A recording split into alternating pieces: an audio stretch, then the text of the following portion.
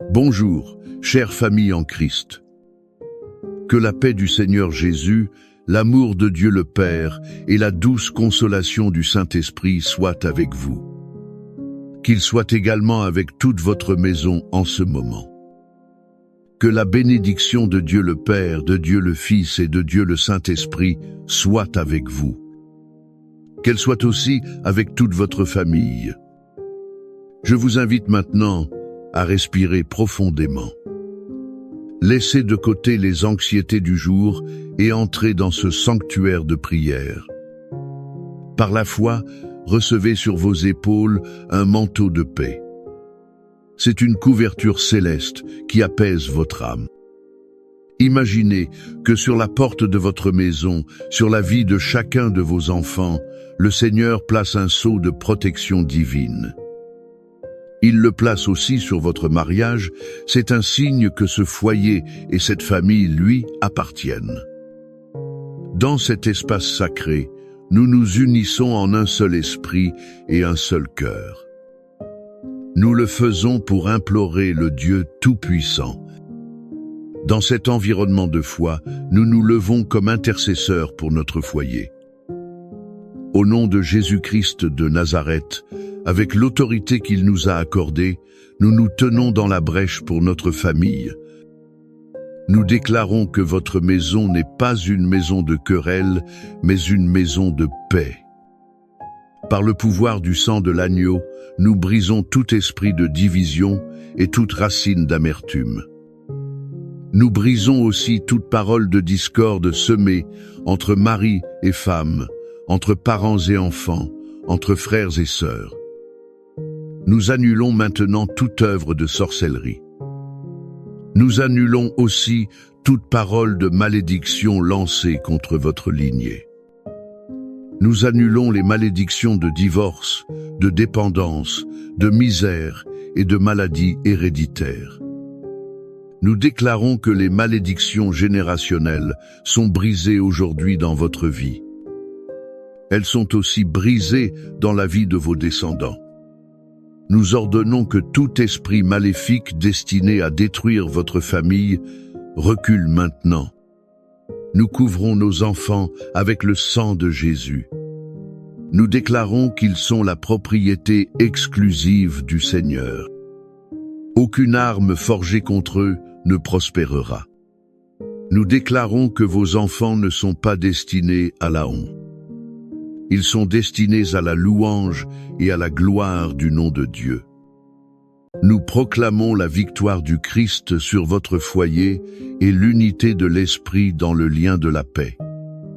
Nous proclamons aussi la restauration complète de tout ce que l'ennemi a volé, tué ou détruit. Votre famille est sous la puissante main de Dieu.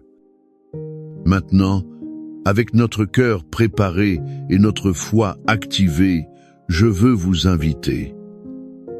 Je vous invite à plonger avec moi dans l'une des histoires les plus belles et touchantes de toute l'Écriture. Une histoire qui révèle le cœur de notre Père céleste. Elle se trouve dans l'Évangile de Luc, chapitre 15. C'est l'histoire que nous connaissons comme celle du Fils prodigue. Mais je préfère l'appeler l'histoire du Père, qui aime inconditionnellement. Fermez les yeux un instant et imaginez la scène. Il y avait un père, un homme bon et riche, avec 2 fils.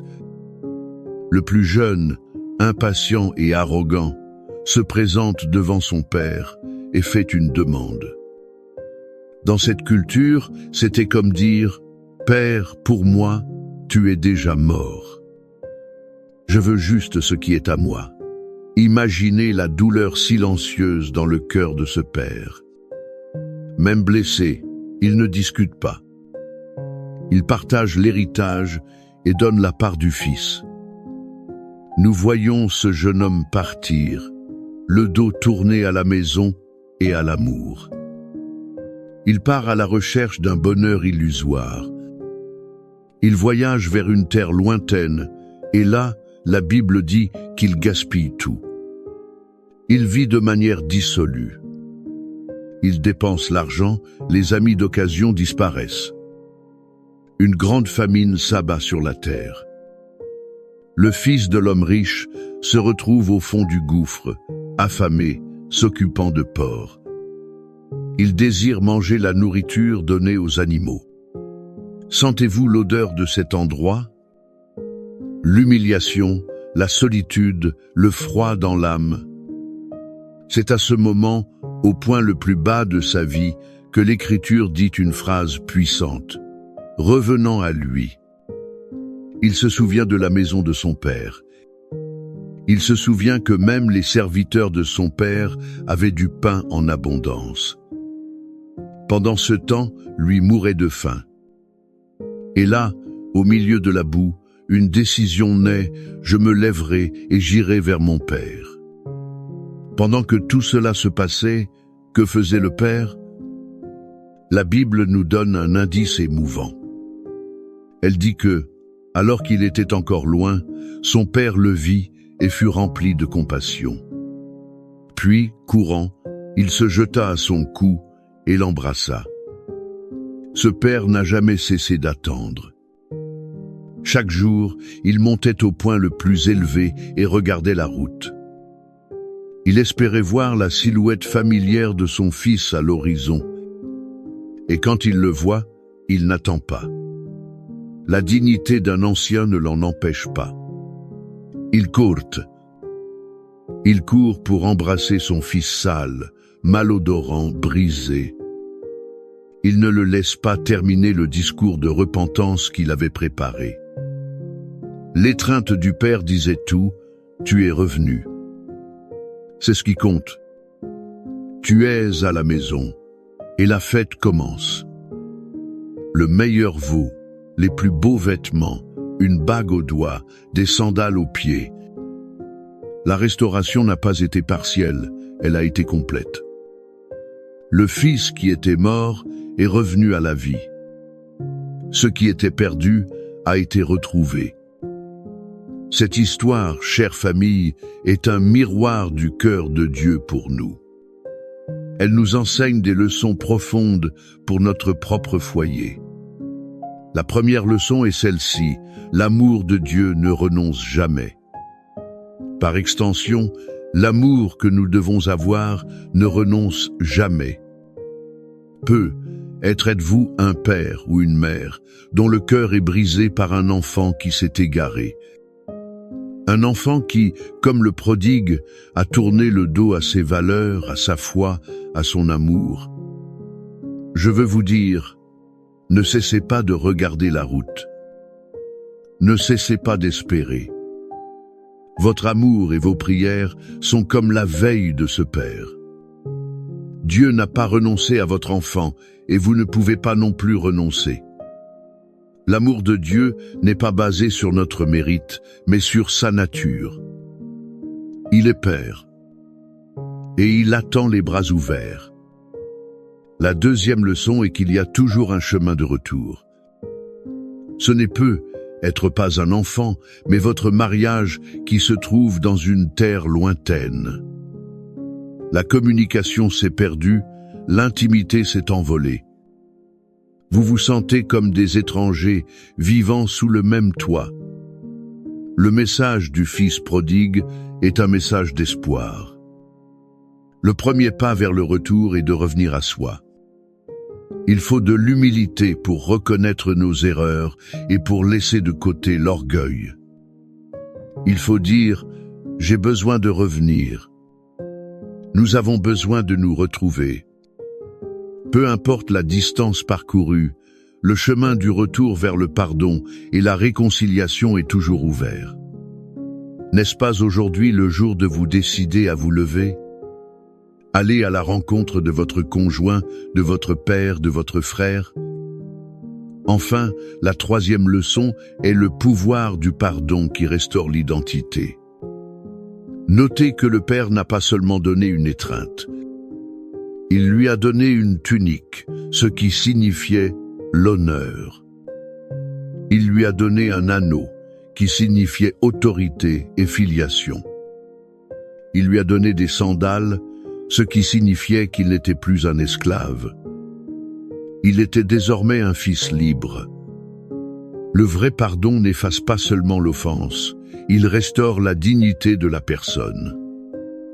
Dans nos familles, combien de fois gardons-nous de la rancune? Combien de fois reprochons-nous les erreurs du passé? Cela emprisonne les gens. Le pardon modelé par le Père est un pardon qui libère. Il dit, « Ton passé ne te définit plus. Tu es mon fils bien-aimé, ma fille bien-aimée. Célébrons un nouveau départ. » Ce Père qui court à notre rencontre, qui nous revêt d'honneur et célèbre notre retour. C'est le même Père qui nous fait des promesses de protection et de soins quotidiens. C'est pourquoi je veux maintenant que nous trouvions refuge dans les paroles sacrées des psaumes. Le psaume 91 est la promesse de l'étreinte protectrice du Père sur votre famille. C'est un bouclier contre tout mal. Le psaume 23 que nous prierons ensuite est la garantie que ce même Père marche avec nous. Il nous guide et pourvoit à tous nos besoins. Par conséquent, où que vous soyez, je vous demande de fermer les yeux une fois de plus. N'écoutez pas seulement ces paroles, mais recevez-les comme une promesse personnelle de Dieu. C'est une promesse pour vous et pour votre maison. Recevez-les comme une déclaration de foi sur votre vie. Celui qui habite sous l'abri du Très-Haut reposera à l'ombre du Tout-Puissant. Je dirai de l'Éternel, il est mon Dieu, mon refuge, ma forteresse, en qui je me confie. Car c'est lui qui te délivrera du filet de l'oiseleur, de la peste pernicieuse. Il te couvrira de ses plumes, et tu te réfugieras sous ses ailes. Sa fidélité te servira de bouclier et de cuirasse. Tu ne craindras ni les terreurs de la nuit, ni la flèche qui vole de jour, ni la peste qui marche dans l'obscurité, ni la contagion qui frappe en plein midi. 1000 tomberont à ton côté, et 10 000 à ta droite. Mais le mal ne t'atteindra pas. De tes yeux seulement tu regarderas, et tu verras la rétribution des méchants. Car tu es mon refuge, ô Éternel. Tu as fait du Très-Haut ta demeure. Aucun mal ne t'arrivera, aucun fléau n'approchera de ta tente. Car il donnera ordre à ses anges à ton sujet pour te garder dans toutes tes voies. Ils te porteront sur les mains, de peur que ton pied ne heurte une pierre. Tu marcheras sur le lion et sur l'aspic. Tu fouleras le lionceau et le dragon. Puisqu'il m'aime, je le délivrerai, je le protégerai, car il connaît mon nom. Il m'invoquera, et je lui répondrai, je serai avec lui dans la détresse. Je le délivrerai et je le glorifierai. Je le rassasierai de longs jours et je lui ferai voir mon salut. Père bien-aimé, Dieu de toute consolation, nous t'élevons notre prière. Elle est basée sur la vérité de ton amour de Père révélé dans l'histoire du Fils prodigue. Elle est aussi fondée sur les promesses de ta parole que nous venons de proclamer. Nous te présentons chaque famille qui écoute cette prière. Seigneur, nous implorons pour chaque fils et fille qui se trouve dans une terre lointaine. Ils sont loin de leur foyer, loin de toi. Qu'en ce moment précis, où qu'ils soient, ils puissent revenir à eux-mêmes. Que le Saint-Esprit leur rappelle l'amour du foyer et la sécurité de tes bras.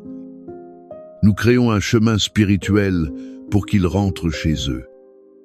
Et nous te demandons, Père, de courir à leur rencontre. Nous prions pour les mariages en crise. Là où il y a du silence, qu'il y ait du dialogue. Là où il y a de la rancune, qu'il y ait du pardon. Là où il y a de la distance, qu'il y ait de la réconciliation. Restaure, Seigneur, l'alliance, le premier amour, la complicité. Que chaque couple puisse expérimenter la joie de la fête de la restauration. Nous prions pour l'unité familiale. Là où il y a des frères et sœurs fâchés, des parents et des enfants qui ne se parlent plus. Que ton amour brise les barrières de l'orgueil.